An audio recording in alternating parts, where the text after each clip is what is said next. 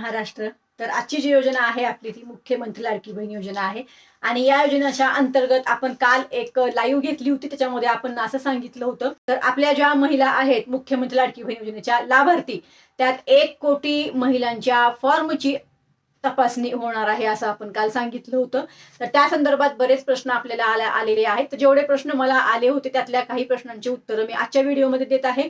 आणखी तुम्हाला काही प्रश्न असतील तर ह्या व्हिडिओमध्ये विचारा, परत तुम्हाला याच योजनेवरती या तुमच्या प्रश्नांवरती उत्तरांचा व्हिडिओ लवकरच घेऊन येऊ आपण। पण सगळ्यात अगोदर चॅनलला नवीन असाल तर सबस्क्राईब करायचं आहे, लाईक करायचं आहे आणि आपल्या ह्या व्हिडिओला जास्तीत जास्त शेअर करायचा आहे, जेणेकरून कोणाचाही काही गैरसमज होणार नाही। कुठलाही गैरसमज मनात ठेवू नका, पुढे बोलणारच आहे आणि व्हिडिओ शेवटपर्यंत पहा, स्किप करू नका। खूप छोटा व्हिडिओ आहे, ह्याच्यासाठीच लाईव्ह घेत नाही की तुमच्यापर्यंत ही खरी माहिती पोहोचावी म्हणूनच तरी काल लाईव्ह घेतली। त्याच्यात बरेचसे प्रश्न आले, त्याच्यामध्ये बऱ्याच महिलांचं असं म्हणणं आहे ताई आम्ही राशन कार्ड दिलेलंच नाही, आम्ही उत्पन्नाचा दाखला दिलेला आहे। तर या अंतर्गत तुम्हाला जे मी सांगणार आहे, बघा तुम्ही जर उत्पन्नाचा दाखला दिलेला आहे आणि तो तुमचा उत्पन्नाचा दाखला जर तुम्ही 2.5 लाखाच्या आत दिलेला आहे तर तुम्हाला काळजी करायची आवश्यकता नाही। एक पहिला मुद्दा।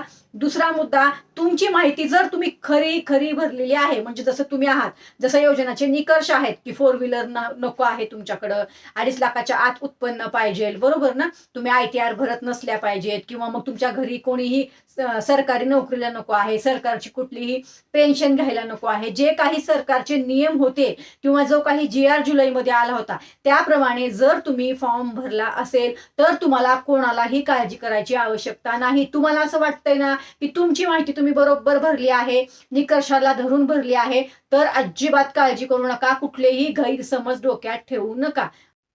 आलं लक्षात? त्यामुळं काहीही काळजी करू नका। ज्यांनी राशन कार्ड दिलेलं आहे, म्हणजे मला असा एक प्रश्न आला की ताई मी राशन कार्ड दिलं आहे, तर ज्यांनीही पिवळं आणि केशरी राशन कार्ड दिलं आहे त्यांनी सुद्धा घाबरायची आवश्यकता नाही, त्यांचेही फॉर्म तपासले जाणार नाहीत, त्यांचे फॉर्म रिजेक्ट सुद्धा होणार नाहीत। फक्त जर तुम्ही कुठल्या दुसऱ्या योजनेचा लाभ घेत असाल तर मात्र तुम्हाला प्रॉब्लेम येऊ शकतो, हे आपण अगोदरही सांगितले, परत सांगतेय। तुम्ही फक्त एकाच योजनेचा म्हणजे ह्या योजनेचा लाभ घेत आहात तुमच्या आपल्या निकषाप्रमाणे तर तुम्हाला काहीच प्रॉब्लेम येणार नाही, पण तुम्ही दुसऱ्या योजनेचा लाभ घेत असाल तर मात्र प्रॉब्लेम येऊ शकतो, हे मी अगोदर पण सांगितलंय, हे सगळ्यांनीच सांगितलेलं आहे, बरोबर।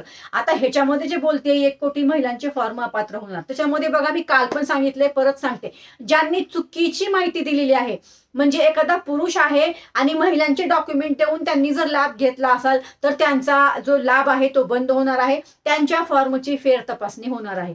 किंवा काही महिला भगिनी अशा आहेत ज्या 2.5 लाखाच्या वरती उत्पन्न आहे पण त्यांनी कमी दाखवलेलं आहे, चुकीची माहिती दिलेली आहे, तर अशाही महिलांचे फॉर्म तपासले जाणार आहेत। आलं का लक्षात? अजून एक, त्याच्यामध्ये समजा तुमचं जर जॉईंट अकाउंट असेल तर तिथं पुरुषाचं नाव दिसणार आहे ना, त्याच्यामुळे सुद्धा तपासणी होऊ शकते। पण तिथं सुद्धा जर सरकारला असं वाटलं की तुमची माहिती बरोबर आहे तर तुमचे फॉर्मला काही प्रॉब्लेम येणार नाही, तुम्हाला आहे असा लाभ इथून पुढे सुद्धा मिळणार आहे। त्यामुळे अजिबात काळजी करू नका।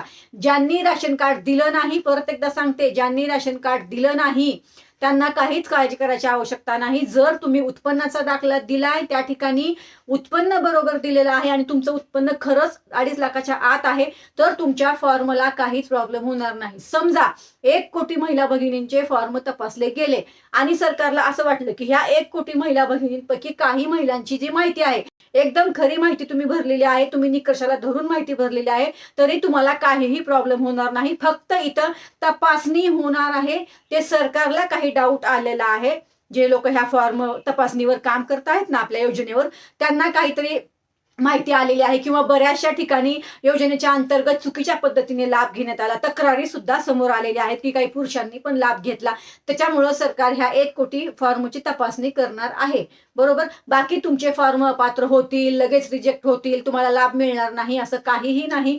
जर तुम्ही माहिती बरोबर भरली आहे तर तुम्हाला कुठेच अडचण येणार नाही, कुठेच। त्यामुळं अजिबात काळजी करू नका, काहीच प्रॉब्लेम होणार नाही, माहिती जर बरोबर भरली असेल तर। आलं का लक्षात? म्हणून हा व्हिडिओ बनवलेला होता। आणखीन अजून काहीही प्रश्न असतील योजनेच्या अंतर्गत तर नक्की मला प्रश्न विचारा। जसं जसं तुमचे मला प्रश्न येत आहेत तसं तसं मी तुम्हाला प्रश्नांवरतीच उत्तरांचा व्हिडिओ शेअर करणार आहे। तर हा सुद्धा व्हिडिओ आपला जास्तीत जास्त महिला भगिनींपर्यंत शेअर करा। कुठल्याही अफवांना बळी पडू नका, कुठल्याही अफवा पसरवू नका. जी माहिती खरी आहे ती सांगत आहे मी. त्यामुळं काहीही गैरसमज करून घेऊ नका की तुम्हाला लाभ मिळणार नाही. अशी कुठलीही अफवा पसरवू नका. फक्त व्हिडिओ पहा आणि शांत बसा. जे काही माहिती सरकारकडून येणार आहे तसं तसं मी तुम्हाला माहिती देणार आहे. अजून तरी 1 कोटी महिलांचे फॉर्म तपासले गेले किंवा एवढे फॉर्म अपात्र झाले अशी कुठलीही माहिती सरकारकडून आलेली नाही. तपासण्यात येणार आहे एवढीच माहिती आलेली आहे बाहेर. बाकी काहीच माहिती आली नाही. त्यामुळे काळजी करू नका.